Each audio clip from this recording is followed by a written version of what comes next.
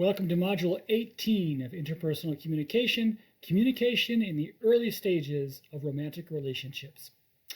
All throughout this course, we've talked about how communication differs from one context to the next. We talked, for example, about communication in friendships most recently.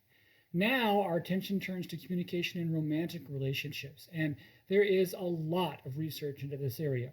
Part of that is because of the centrality of romantic relationships in people's lives. Part of it is because it's a topic that is particularly important to emerging adults, and a lot of research at the university level is done using emerging adult subjects.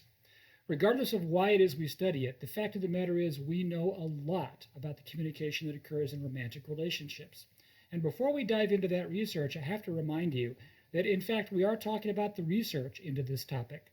This course was not constructed as a self-help class. There are certainly plenty of books, DVDs, other online resources that can help you in your romantic relationship. What I talk about in this section of the course is the actual academic research into how it is people communicate in romantic relationships. And so with that as a backdrop, let's talk about the overarching way that we'll be looking at the research into this particular topic. Earlier during the module on friendship communication, I mentioned Mark Knapp, K-N-A-P-P. Knapp is the premier researcher into communication in romantic relationships. And Knapp's way of studying romantic relationships is to look specifically about how those relationships are organic in nature. Knapp believes that all romantic relationships unfold developmentally over the course of several different stages. And so for Mark Knapp, there's a coming together section of romantic relationships, and then there's a coming apart section of romantic relationships. Or to use his terminology, relationships are integrated and then they are disintegrated. And so what Mark Knapp has done in his research is he has identified particular stages in the integration portion of a relationship and certain stages in the disintegration portion of a relationship. Now, as we've said throughout the entire course, there's always a tension between universality and idiosyncrasy, and the same is true when it comes to the research on romantic communication. As we move our way through Mark Knapp's research, you'll be able to understand that what Knapp says is true, generally speaking, of romantic relationships might not be true of your romantic relationship. So bear that in mind. Also, when Mark Knapp talks about the stages in the coming together and falling apart of romantic relationship, he wants to emphasize that people can be in different stages at different times. So let's use Romeo and Juliet as an example. Romeo and Juliet meet, and immediately Romeo falls head over heels for Juliet. And so he zooms to a pretty quick pace to a point in the development of a romantic relationship where he's in, let's say, the third of the 5 coming together stages. He's pretty deep into it. Juliet, however, is not as stuck on Romeo as Romeo is on Juliet. And so Juliet may still be back in the second or the first stage of the coming together portion. And so differentially, Knapp says people can be placed into certain stages. Romeo can be ahead of Juliet, or Juliet can be ahead of Romeo. Of course, it's also possible that Romeo and Juliet are in the same stage at the same time. And Knapp would say that's ideal, but he does allow for people to be placed in different stages at different times. Knapp also says that to some extent people choose to move from one stage to the other. That is to say, people choose to move from the first stage of romantic involvement to the next stage of romantic involvement. This idea that we fall helplessly from one stage to the next is not one that Mark Knapp would agree with. In fact, quite the opposite. He says there are certain choice points where we choose to do this or not do that, to say this or not say that. And making those choices is what either keeps us in certain stages or advances us to the next stage. And that takes us to the notion of sequential movement. Knapp is about to outline a stage progression of romantic relationships where you move from stage 1 to stage 2 to stage 3 and so on. Typically, people do move sequentially from stage 1 to stage 2, for example. It's possible for people to skip stages, and of course it's always possible for people to jump from the coming together stages to the coming apart stages. But generally speaking, we tend to follow a stage progression. Knapp also wants to make the point that people can move either very quickly or very slowly through each of these stages. So Romeo and Juliet might spend months in the second stage of the coming together half of the process. On the other hand, a couple of their friends might zoom very quickly from stage 1 to stage 4, and they have a very deep and abiding romantic relationship. Likewise, Romeo and Juliet might see the relationship fall apart over a number of years, but it might be for other people that the relationship falls apart in a matter of days. The key for us is that Mark Knapp believes that each stage of his progression has certain communicative behaviors that mark that stage. So we can see, for example, in the second stage of the coming together process, a stage that in the next module we will call experimentation, there are certain things people are doing communicatively that indicate they're in that stage. Now, some of those things are verbal, some of them are symbolic, some of them are nonverbal, but there's something communicative that's rather unique to each stage.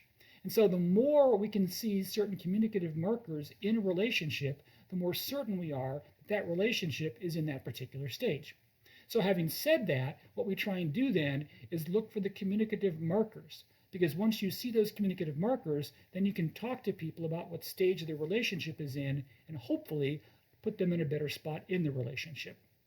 So, having said all of that, the project of this module, having talked about Knapp's overarching scheme of a stage model of romantic relationships, is to talk about the early stage of romantic relationships. And so that first stage is what Mark Knapp calls initiation. Let's talk about the research into that initiation stage. For each of the stages in Knapp's research, there's a key overriding project that both people in the romantic relationship embark upon.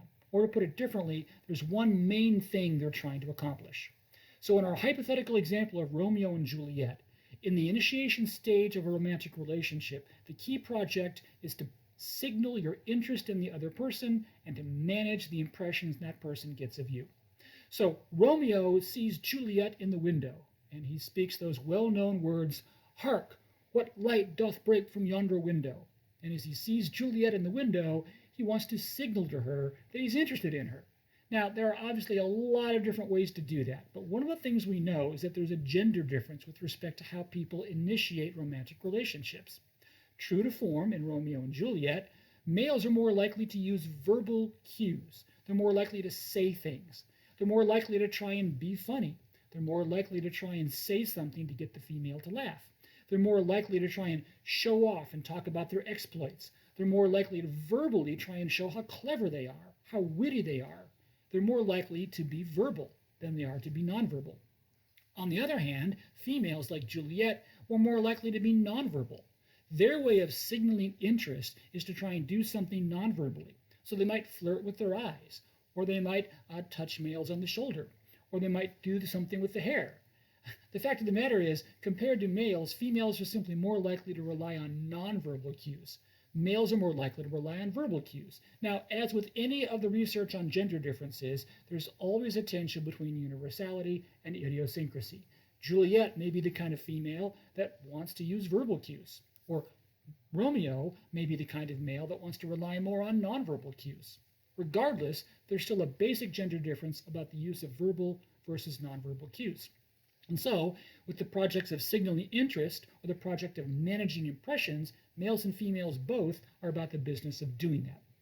Now, in the initiation stage, Knapp says there are heavy expectations. There are a lot of unwritten rules that govern this initiation stage. Now, those unwritten rules are typically created by a culture. You might, for example, stereotypically think of the early 1800s when to go courting with someone meant that you would come to the front porch and sit with that person and sip lemonade as the two of you rocked back and forth on rockers. The parents of the girl might even be present on that porch, sitting with you, and all of you are chatting pleasantly. So the unwritten expectation or unwritten rule was that that's how you go about courting. If you watched the movie Pride and Prejudice, there was a different way of going about courting. And so these expectations and unwritten rules are certainly culturally bound, and they're certainly time bound. I mean, they're very different today than they used to be even 40 years ago. But the fact of the matter is there are unwritten rules and expectations. Now, later on, we get to the section of the course that talks about the third and fourth and even fifth stages of the coming together of romantic relationships. There are far less expectations. There are fewer unwritten rules. And by the way, Knapp says that in this initiation stage, scripts heavily influence things. Scripts are particularly common ways of communicating. There are ways that we tend to follow in certain situations that tell us how to act or what to say. So, for example, we know that there are all sorts of cheesy, lame pickup lines that people like to use. One of my favorite ones one of my students gave to me a while back, and it runs like this. Is your dad a thief? Because he stole the stars from the sky and put them in your eyes. Pretty lame pickup line. But the idea that there's some kind of a line that we use is a kind of script that some people often use. So the other standard kind of stereotype is a guy saunters up next to a bar and looks over at the female next to him and says, "Do you come here often?" Okay, that's a script people are following. Now, the scripts are obviously very different from context to context and person to person and all that kind of thing. But the fact of the matter is there are certain ways of going about this initiation of a romantic relationship. And so Knapp wants us to consider not necessarily the specific scripts that are used, but he's more interested in understanding the fact that there is a script of some kind. So if you think about the way you've tried to initiate romantic relationships, you can probably identify your own script. And that's the key. You have a script. That script is informed by the culture in which you live, informed by the experiences you've had and the people that have influenced you, but you've got a script. Now, some of those scripts are pretty bad, like those pickup lines I shared a moment ago, but for the most part, the scripts are tailored to fit the particular circumstance. And people come to expect scripts, because expecting the script, when you hear it, means you know how to respond to it. And so therefore, Knapp would encourage us to ponder the question, what are my scripts? And how do the scripts work out in this particular context? Now, one of the things we know is that people tend to have certain traits about themselves that they identify in other individuals. And so those traits about themselves that they see in other people become the fodder for the scripts and the kinds of initiation strategies we see in romantic relationships. So for example, on a Christian college campus, many times people will sense that someone they want to ask out is similar to them in some way. And so because of those similarities, they use those similarities as the jumping off point to communicate those similarities to the other person. So remember how we talked about impression management being one of the key projects in the initiation stage? If, for example, we have a male on this campus that perceives himself to be more mature, and he identifies another seemingly mature female, he wants to communicate in such a way to make his maturity known to her, hoping that she picks up on that trait and therefore recognizes it and chooses to advance the romantic relationship. So Knapp's research finds that communicatively, we identify our own traits and then try and speak them up, try and make them known to someone else to get them to realize that those traits are there. Now, there's a contaminating factor to what's going on in the initiation stage of a romantic relationship. Malcolm Gladwell wrote a really good book called Blink, and it's based upon the psychological premise that we make snap judgments of people based on very limited information. In fact, in that book, Gladwell talks about what he calls thin slices. These are 2 or 3 second initial interactions we have with people that bring a great deal of information into our minds, and once we've been interacting with someone for 2 or 3 seconds, we make a snap judgment about them. Gladwell calls these thin slices the kinds of things that determine whether or not we want to move forward in any kind of a significant relationship. So you've heard of speed dating, where people will for only 3 or 4 minutes talk to someone and then move on to the next person. Well, speed dating is predicated upon the idea that these thin slices can tell you at some intuitive, almost subconscious level whether you want to move on in a relationship with someone or not. Gladwell thinks this is important because he believes that once we have this judgment made in our mind based on a thin slice, our subsequent communication is impacted. Now, if Romeo and Juliet meet one another, and in that first 3 second engagement, when Romeo sees Juliet in the window, it may be that Romeo has a snap judgment and just really thinks there's possibility here. So what he says to Juliet in that balcony scene is driven entirely by the thin slice.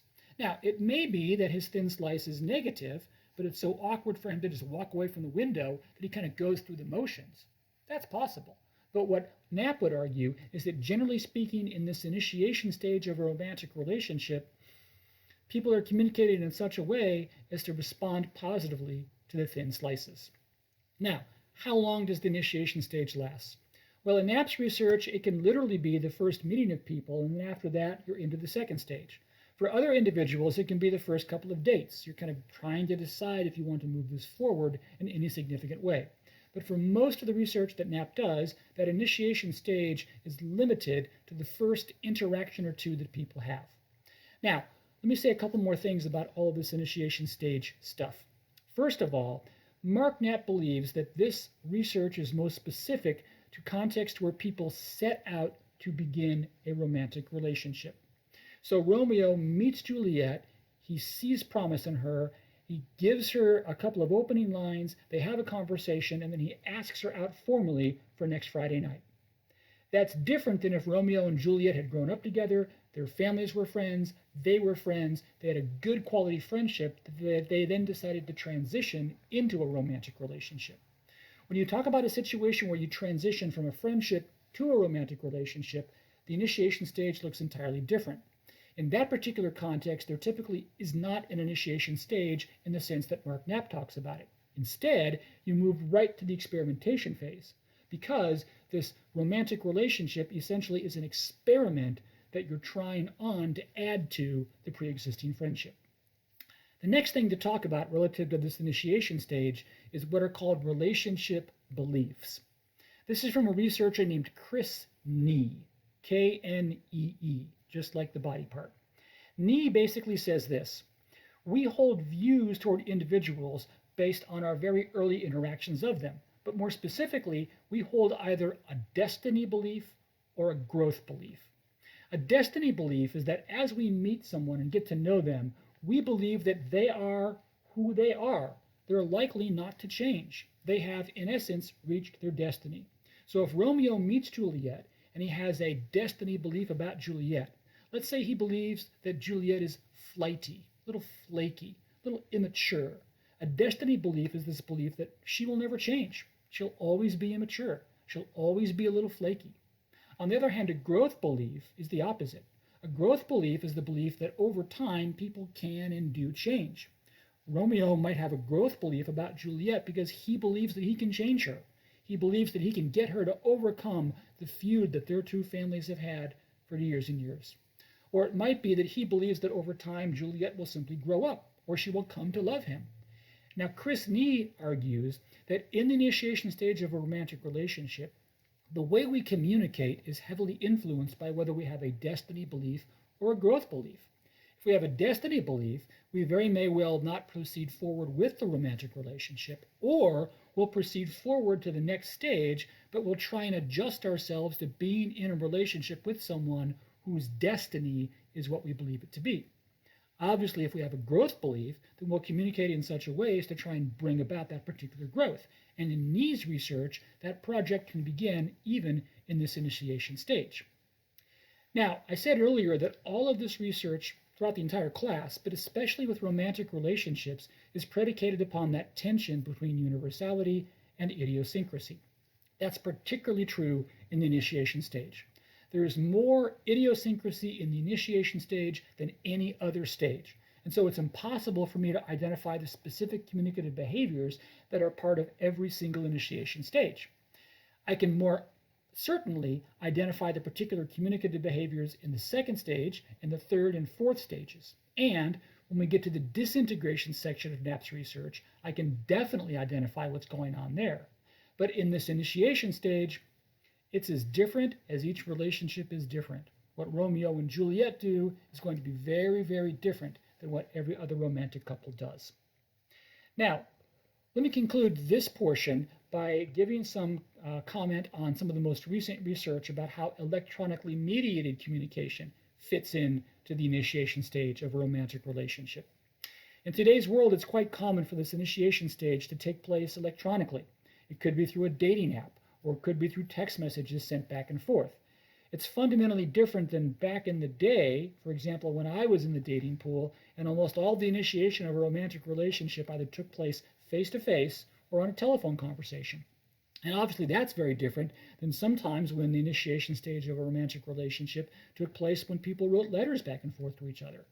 Regardless, the question on the table now is, how does electronically mediated communication and online dating and all that kind of stuff work into how it is the initiation stage unfolds?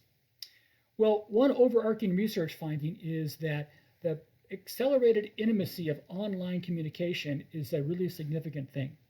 One of the things we found is that when we talked about the research on technology and communication, that oftentimes relationships could be hyper-personal. That's Jack Walther's idea that people oftentimes can zoom into a more deep relationship in a shorter period of time because of the frequency and nature of those online interactions. Well, when it comes to the initiation stage of a romantic relationship, what we find is that that initiation stage can really be shortened, and that people can oftentimes feel more certain about moving on to the second stage because they've had a number of online or electronically mediated interactions. Now, that's true of text messages, it's true of social media, it's true of dating apps, it's true of online dating through things like Match.com and things like that. But the fact of the matter is that that hyper-personal theory does seem to find a lot of support for what's going on in the initiation stage of a romantic relationship. Ironically, one of the questions that has been asked is, are online originated romantic relationships different in their initiation from face-to-face initiated romantic relationships? Well, one answer to that question is they could be different based upon what I just shared about the hyper-personal theory. But another way to answer that question is to say this. Most people say that compared to their relationships that started in a face-to-face manner, the relationships that began with an online context are just as satisfying and tended to work out with the same percentage of success. Or to put it differently, if your relationship begins online, it's almost likely to have the same prospect of success and bring the same satisfaction as a relationship that began in a face-to-face context. Now, that's interesting to me because initially we began to think that there was enough detriment to online interactions. They weren't as rich, they weren't as engaging, that might make it difficult to get to the second stage. Quite the opposite has been found. In most of the research, whether you start with an online interaction or start with a face-to-face interaction, your chances of success and your overall satisfaction is about the same. Now, one thing that is interesting is this. There is some research that finds that when your relationship initiates in an online context, that things like physical attributes become less important. What's interesting is that the kinds of things that promote the actual growth of a relationship, like self-disclosure and the perception of closeness, actually, according to hyperpersonal theory, can come to be more quickly than in face-to-face interactions. So at the end of the day, there's actually a fair bit of research that suggests that if relationships begin in an online context, they can be just as helpful to initiating a romantic relationship as those particular contexts.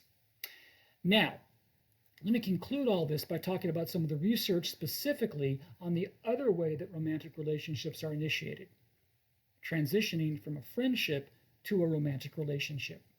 Because this has become more common in the past 35 to 40 years, researchers have studied this question. And the answers to that question are really rather interesting. First of all, one of the things we know is that most of the time, the transition from being friends to being romantic partners is spontaneous. It's not planned. So earlier we talked about different kinds of friendships with respect to the cross-sex friendships. And one of the things we said was that a category is what's called desired romance, where one or both people desire to make the friendship into a romantic relationship. There are very few of those kinds of friendships. Most of the time, the transition from friends to romantic partners is not expected. It's not planned. It just happens. Now, another thing we know to be true is this. Typically, one of the two people involved in the friendship is much further ahead of the other in desiring and in trying to transform this friendship into a romantic relationship. So if Romeo and Juliet grow up together and they're just friends, chances are pretty good that one of the two of them, let's just say Juliet, is more interested in turning her friendship with Romeo into a romantic relationship than Romeo is. Might not even be on Romeo's radar. In that case, what we find then is that truly this notion of a desired romance is one where, if it is present, one of the two people involved is likely to be ahead of the other. Another thing we know is that there's no gender difference with respect to who is more likely to want to change a relationship from a friendship to a romantic relationship. We cannot say, for example, that females are more likely to want a friendship to become a romantic relationship than are males. There's just no gender difference. What we do know, however, is that oftentimes in their minds, people that are friends will place their friend into a mental category. So, for example, Juliet, in her mind, may have grown up with Romeo, and so in her mind, Romeo is like a brother. So because she sees Romeo as like a brother, that makes it less likely she's going to want to transition this friendship into a romantic relationship. On the other hand, Romeo, having grown up with Juliet, may place her into a category called possible dating material. Now, what's interesting to me is the kinds of categories that researchers have identified. So, like a brother or like a sister is one category. Dating material is another category. Marriage material is a third category. And those last two categories reflect the idea that in some people's minds, the people they might want to spend time with romantically, the people they want to hook up with, the people they want to be involved in a relationship with, might not be the kinds of people that actually want to commit to in a marital context. Now, because of idiosyncrasy, there are lots of possible categories into which people might be placed. But the key is to realize that if you put people in a certain category, you're more or less likely to hasten the transition from friendship to a romantic relationship. One of the things we also know is that the nature of the bond between people oftentimes is additive. What we mean by that is this. If you're friends with somebody, you have certain connection to them. You feel comfortable with them. You have a heritage and a history with them. You feel warmly toward them. You have fond memories of the times you've spent together. So those are all in place right here. Now, as you transition from friends to romantic partners, you keep those same feelings. You keep that same basis of connection, but you add to it these other feelings of romantic interest. You add to it lust. You add to it this desire to be involved with someone romantically. You add, essentially, romantic feelings on top of the other one. Now, that's important because you're not replacing one set of feelings for the other. It's not like you remove those friendship feelings and replace them with romantic feelings. Now, that's important because in those romantic relationships that don't start from a friendship basis, but that instead start with a romantic relationship in view from the very beginning, then you're not adding anything. You're starting with those romantic relationship feelings. Now, why is that important? Well, as you might imagine, if you have a strong base of connection, a strong base of emotions and feelings and just stuff that connects you, and you add to that, then that relationship is likely to be stronger than if all you do is start with those romantic kinds of feelings. It's like saying the friendship stuff becomes bedrock and you build on top of it. But if you start intending to have a romantic relationship, you're building not on bedrock, but just on those romantic or emotional kinds of feelings and connections. Now, communicatively, we know this about the initiation of the transition from friends to romantic partners. There usually is what's called a trial. There's usually some kind of verbal or nonverbal cue that is enacted that tries to suggest or communicate to the other person, I'd like to take this friendship into different territory, romantic relationship territory. Now, that usually is a physical kind of a thing. It might be that people find themselves as friends with benefits, or it might be that someone just reaches over and starts to massage their shoulders, and then pretty soon their arm is around them, and pretty soon they're kissing. Or it might be that they say something along the lines of, you know what, I think I have feelings for you. Ironically, this trial typically is not done verbally. That last illustration I gave about saying, I really think I'd like to take this and become more than friends, let's try it, is typically not the kind of thing we do. Because we're so intent on saving face, we typically make a small foray, a kind of initial dipping of the toe in the water. It's typically a nonverbal or symbolic gesture that's a way of maintaining our face. It's a way of suggesting in an oblique kind of a way that we'd like to do something different and make this a romantic relationship, but you do so in such a way that you can easily pull back if you need to. Now, what I find interesting is that oftentimes in people's minds, they cement this transition from friends to romantic relationship by changing the label placed on things. So if you call someone your friend, you're communicating to yourself and to everyone else the nature of the relationship.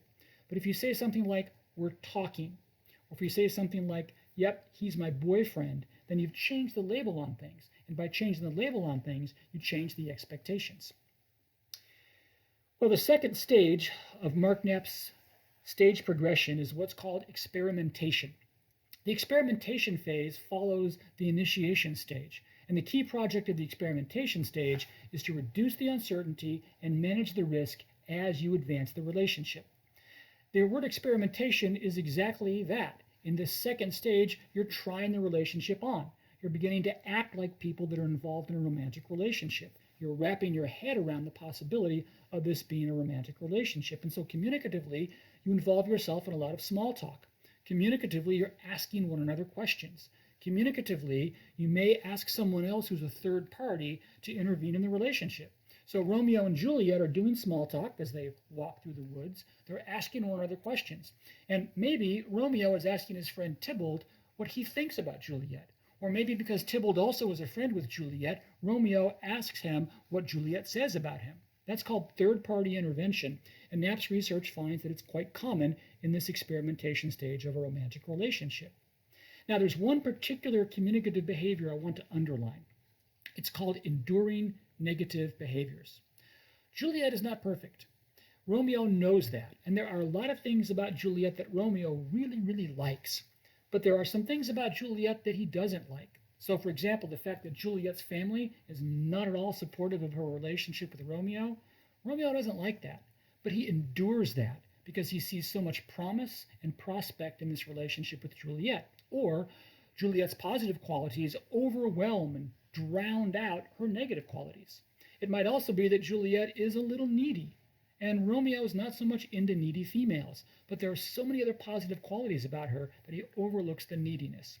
In fact, it's quite common in the experimentation stage for people to endure negative behaviors.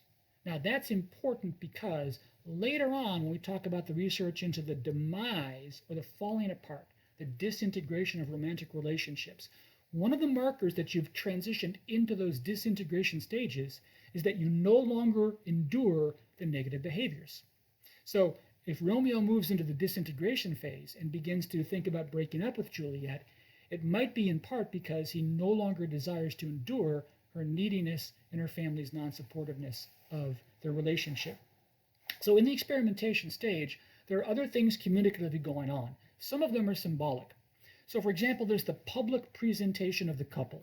Romeo and Juliet, when they're out in public, have to act like a couple. They have to let people know they're a couple. So maybe they'll hold hands the going out way. Or maybe it is that Romeo will take Juliet to his club's banquet. Or maybe it is that on social media, they change their relationship status to in a relationship. Whatever happens, there's some kind of public presentation of the couple. And that's important because it says not just to the people around Romeo and Juliet that we're a couple, it reaffirms to the couple that they are in fact moving this romantic relationship forward. There's also the appropriate labeling of the relationship, and as I said in the research about the transition from friends to romantic partners, the label becomes important. Julia Wood says that labels create expectations for people. Wood argues that people either live up or live down to the label given them. So if Romeo begins calling Juliet his girlfriend, and Juliet begins calling Romeo her boyfriend, the attachment of that label suggests they've moved into the experimentation stage.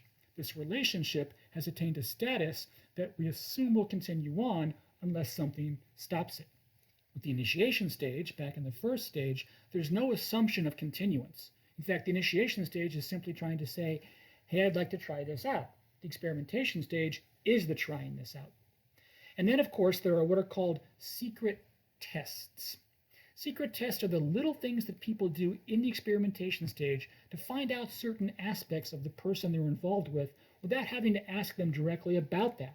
So, for example, maybe it's important to Juliet that Romeo make a good impression on Juliet's family. So when Romeo comes to visit, she creates a circumstance that tests Romeo. She specifically has Romeo help her in the kitchen as Juliet and her mom are chopping vegetables for dinner. That requires Romeo to interact with Juliet's mom, and so Juliet has constructed a secret test. And research suggests that secret tests are in fact quite common in the experimentation stage of a romantic relationship. You might imagine from all the things I've described so far, a lot of different things are happening in the experimentation stage. And in fact, the experimentation stage is a stage that can last for a relatively long period of time. It's also the stage where both people tend to be in that stage at the same time. Now, it's possible that Juliet transitions to the next stage, which we'll talk about later, but it's more likely that she and Romeo stay in that experimentation stage for a period of time, and then one or both of them move to the next stage. Regardless, it's not common at all for people to zoom through the experimentation stage and go right to the third stage, which we'll talk about on down the line. Now, what else is going on in people's minds as this experimentation stage unfolds? Well, Leslie Baxter, whom we met previously in this course, talks about what are called trade-offs. Baxter offers trade-off analysis, and she says that in the experimentation stage, in people's minds, people are making choices to get something by giving something up. So, for example, in order for Juliet to continue in her relationship with Romeo, she is going to have to put up with her family's lack of support. She's going to have to put up with her mother's arguments, her conflict with her father, the angst and the stress that goes along with dating someone that her parents don't approve of. So, in essence, what Baxter would say is that Juliet is trading the benefits of being in a relationship with Romeo for the heartache and the headache it's causing at home.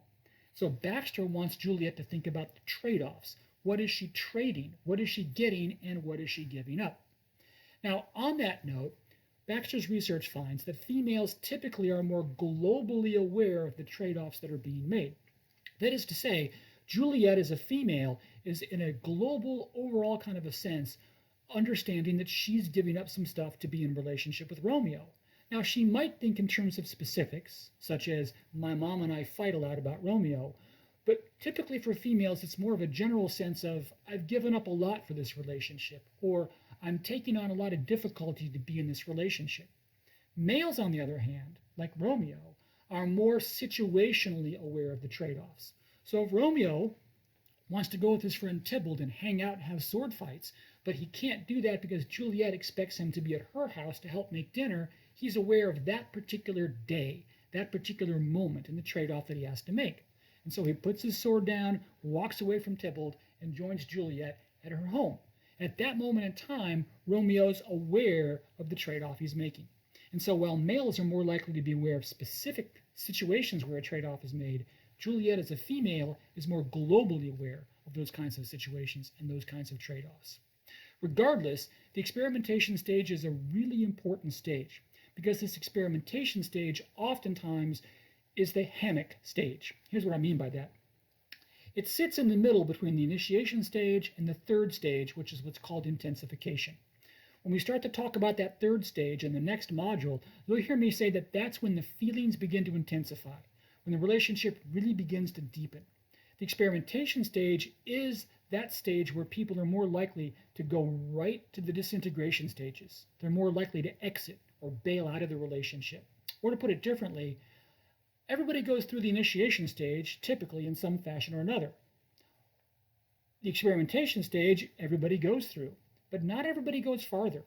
And in fact, for many people, their experiences in the experimentation stage are the crucial experiences that determine whether the relationship continues or whether the relationship is ended. And so the experimentation stage becomes really, really important. Now, a couple other things about this. There is research that finds the longer the experimentation phase goes on, the better off people are. Or to put it differently, if you zoom right past the experimentation stage and spend very little time in it, and instead get to the third and fourth and fifth stages, then those relationships tend not to be as stable. They tend to have greater stress, they tend to be less satisfying, and they're more likely to break up. On the other hand, what we also know is that in the experimentation stage, the longer you're in it, the more robust the communicative behaviors become. And so you begin to lay a more firm foundation for what comes later on in the third, the fourth, and the fifth stages. Now, there are many other kinds of communicative behaviors that might be going on in the experimentation stage. The ones that I've shared are just the most common ones. I would encourage you to look at the romantic relationships in which you've been involved or are involved and see how idiosyncratically you have your own set of communicative behaviors. Regardless, there's a lot going on in this experimentation stage, just as there's a fair bit going on in the initiation stages. But those two stages become the early portion of romantic relationships. So if Romeo and Juliet can make it from the initiation stage, where they signal interest, into the experimentation stage, where they're trying to find out about one another and reduce uncertainty, then their relationship will be just fine. So in our next module, we'll talk about the sustaining stages, the other stages, the middle stages when a romantic relationship is really working and doing well.